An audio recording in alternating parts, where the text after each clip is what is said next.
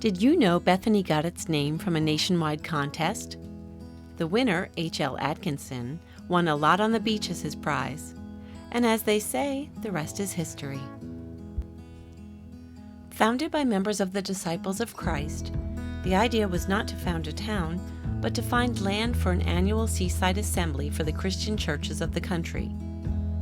The early settlers were looking for a haven of rest for quiet people, which ultimately became the town's motto.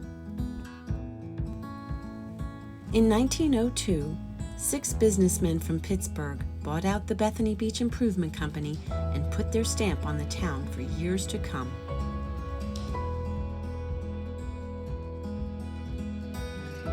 The Bethany Beach Heritage Trail offers a walking tour of these early homes and the landmarks that are now gone, but not forgotten, as an integral part of the town's history. Bethany was so small in the early days that homes had names instead of numbers. The Townsend House was built in the 1920s by Pliny Townsend. In 1950, the house was turned and a full-length deck was added on the ocean side. The Scott House was built about 1928 and named Sco High Tay for the Scott sisters, Anne Scott, Belle Scott Hyber, and Maisie Scott Taylor.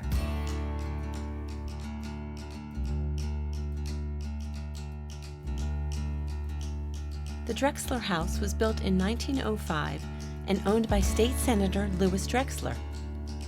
The house was moved back from the ocean 3 times. It's now turned 90 degrees so that its front door faces south on Campbell Place instead of east, as originally built, when the Drexler family could walk down the front steps to the beach.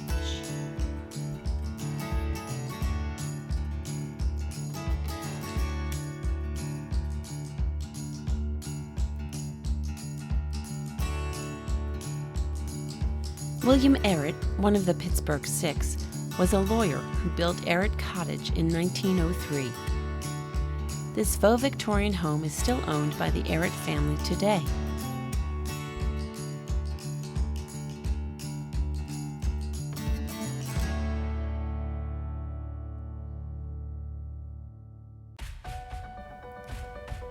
The Loop Canal was completed in 1910, making it easier to enter and exit Bethany Beach.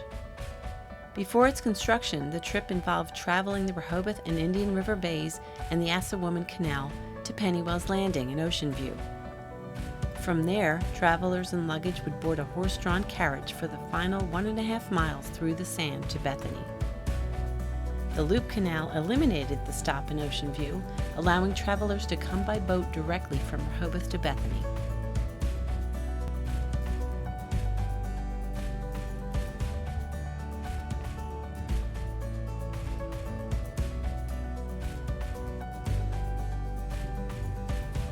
Addy Cottage was the first of several cottages built by plumber John M. Addy around 1901.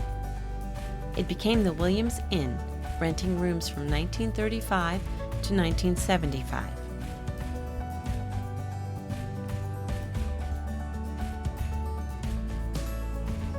Latimer Cottage was built in 1904 by Robert Latimer, a tea merchant. It remains in the family of Ethel Palmer, who inherited it.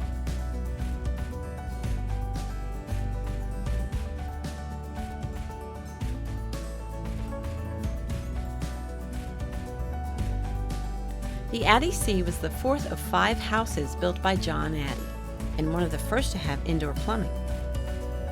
It was built in 1902 as a summer home, became a guest house in 1935, and was converted into a bed and breakfast in 1970.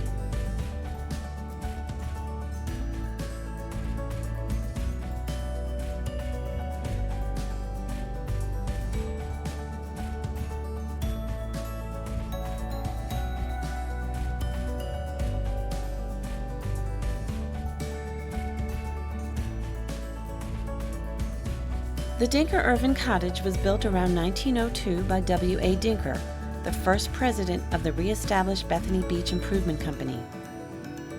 It was originally located on the south side of First Street and served as a post office from 1922 to 1925. It's now located on Garfield Parkway Extended and is the site of the Dinker-Irvin Cottage Museum. In 2018, it was donated to the town of Bethany Beach by the Edgar family and listed on the National Historic Register.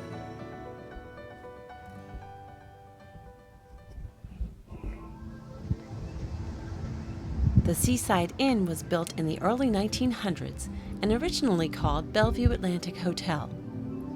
It rented rooms and served 3 meals a day. It was located at the north end of the boardwalk and wiped out by the March 1962 nor'easter.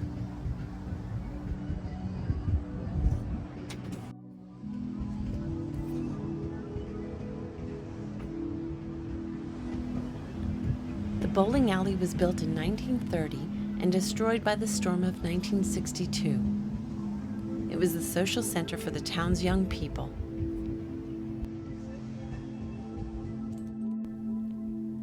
Warren's Restaurant was the first restaurant on the boardwalk.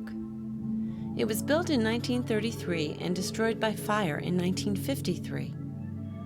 It was rebuilt as an upscale restaurant named the Holiday House and destroyed by the 1962 storm. It's the present site of Mango's Restaurant. Ringler's Theater was built in 1923 by Raymond Ringler. Movies were shown here, followed by dancing to a local band. It was destroyed during the storm of 1944 and is the present site of the Blue Surf condos.